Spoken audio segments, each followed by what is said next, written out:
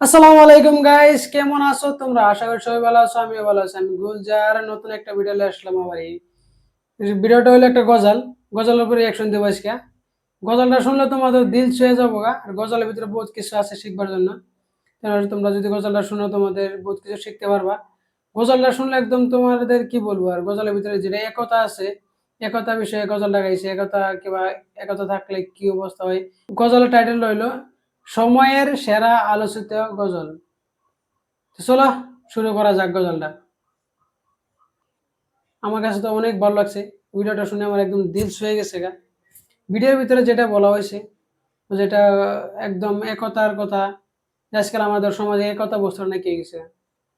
আজকে আমাদের যে সমাজে একতা নাকি হয়ে গেছে, একতা নাকি হওয়ার কারণে আজকে আমার সমাজটা আগে যাবার পারতেছে না। তো যদি আমরা একতা থাকে আমরা সমাজের ভিতরে সবাই যে একতা রাখি, তো সমাজটা আগায় নেওয়ার লিগে আমরা বহুত আগবাড়ে যেতে পারবো। যদি একতা না থাকে আমাদের, তো সমাজটা আগবাড়ে যাবার হয়তো না। যে আমরা যে ভিতরে কোনো ভেদভাদ নাই, যে আমরা অমুক অমুক এর নির্যাতন বা বহুত কিছু থাকে আজকাল। তো এটা নাই। আমরা সবসময় ভাবি যে একতা রাখবার চেষ্টা করবো। আমরা কোনো জাতি ধর্ম কোনো আমরা রাখবো না। আমাদের নবীজি শিখাইছে যে কোনো হিংসা রাখা, মনের ভিতরে হিংসা রাখাটা উচিত না।